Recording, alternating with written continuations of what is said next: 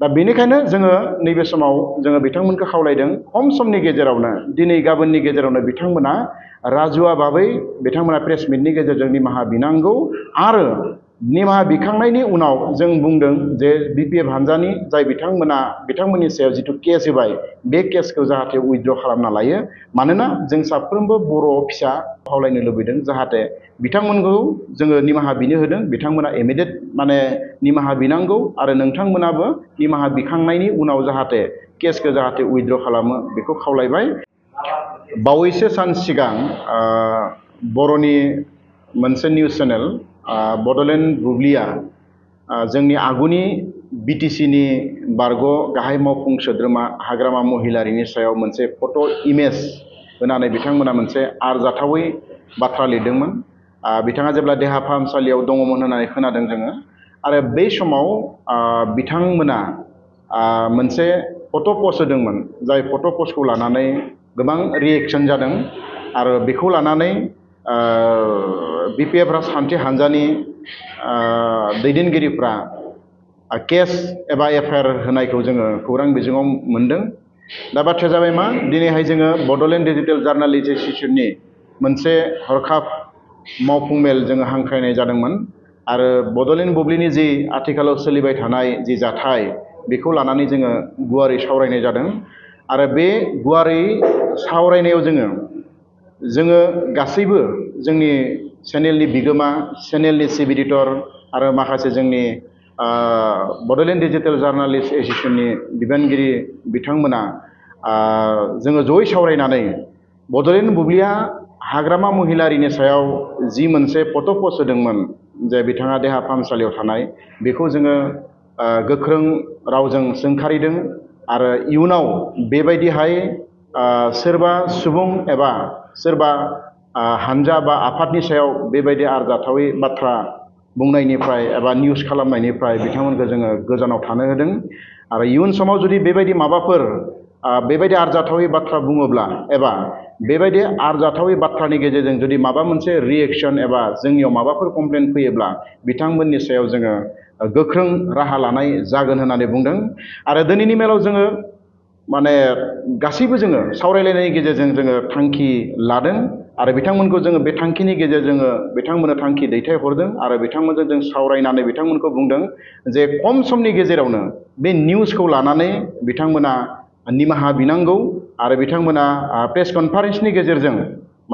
हाग्रामा महिलारिनि सायाव जि फट' पस्ट होबाय बेखौ लानानै बिथांमोना निमाहा बिनांगौ होननानै दिनै जोङो जोंनि जे बड'लेण्ड डिजिटेल जार्नालिस्टनि मावफुं मेलाव जोङो बे बिथांखिखौ जोङो आजावदों आरो बिथांमोनजों सावरायदों। बेनि उनाव जोङो बेखौबो जोङो थांखि आजावदों जे जिहेतु बिथांमोना गोरोन्थि मावदों नाथाय गोरोन्थिखौ जोङो निमाहा होनोबो रोंनांगोन आरो बिथांमोनखौ जोङो बुंदों जिहेतु आरो बिथांमोना निमाहा बिखांनायनि उनाव एबा निमाहा बियोब्ला जों सानदों आरो जों सावरायलायनाय जादों जे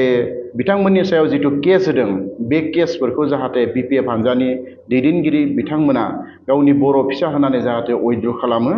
आरो बोखांनानै लायो आरो बिथांमोनखौ जाहाथे निउस बिजोङाव मोजाङै खामानि मावलांनो थाखाय बिथांमोनखौ थुलुंगा होयो बेखौ जोङो जोंनि दिनैनि जे मेलनि गेजेरजों जों खावलायदों। मानोना जों बयबो मिथिगौ जे नेसनेल निउस चेनेलफ्रावबो बा एसामिस चेनेल बा गुबुन गुबुन रिजनेल चेनेलफ्रावबो जों नुदों बा पेपारफ्रावबो जों नुयो एफा एनै बेबायदि गोरोन्थिया जायो नाथाय गोरोन्थिखौ बिथांमोना सुद्रायनानै होयो जे बेयो गोरोन्थि जादों बेखौ बिथांमोना मावनाङा होननानै। दा बेनिखायनो गिदिर गिदिर चेनेलफोरा गोरोन्थि मावोब्लानो जे जोंबो गोरोन्थि मावनांगौ जोंनिया गोरोन्थि जानांगौ बिदि नङा। दा बिथांमोना बुंनाय बायदिब्ला बिथांमोननि जे एडिटर बे एडिटरा बेखौ एडिट खालामनायाव गोरोन्थि खालामदों होननानै बुंदों। मानोना सानसेयावनो 50-60टा निउस जेब्ला एडिटिं खालामनो गोनां जायो आरो बेखौ एडिटरफ्रा एखमबा नायनायाव खारन गंसे मबाइलावनो गासैबो निउसखौ एडिट खालामनायखौ नायनो गोनां जायो बेवहाय एफा एनै हयथ' गोरोन्थिया थालांनो हागौ बिथांमोना बे बाथ्राखौ बुंदों। दा बेनिखायनो जोङो नैबे समाव जोङो बिथांमोनखौ खावलायदों खम समनि गेजेरावनो दिनै गाबोननि गेजेरावनो बिथांमोना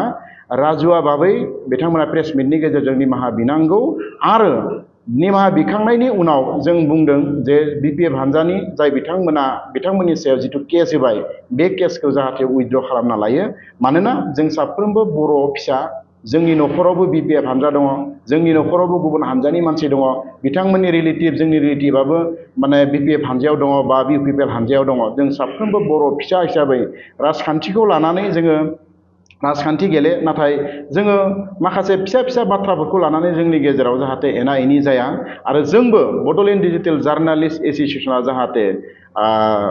बायदिसिना बिथिं राजखान्थि, समाजखान्थि बा हारिमु बिथिं बा जोंनि समाज बिथिं बायदिसिना बिथिङाव जाहाथे मोजाङै खामानि मावनायाव बयबो रायजो राजाया जोंखौ जाहाथे हेफाजाब होयो आरो जोंबो बयबो राजखान्थि हान्जा जोंनि समाजनि मोजांनि थाखाय अरायसम खामानि मावलांनो थाखाय जोङो अरायसम नाजाबाय थादों। नाथाय एखमबा माबा मोनसे मिस्टेक जायो आरो बे मिस्टेकखौ जाहाथे नोंथांमोना आसि दिन्थिनानै होयो, बेनि थाखाय रायजो राजा नोंथांमोनखौ बा गुबुन गुबुन हान्जानि दोलोनि बिबानगिरि नोंथांमोनखौ बे समाव जोङो गुरै खावलायबाय आरो बेनि सिगाङावबो जों बुंदों जे माबाफोर जुदि गोरोन्थि नुयोब्ला नोंथांमोना जोंखौ कन्टेक्ट खालाम, डाइरेक्टनो नोंथांमोना बुंहर आरो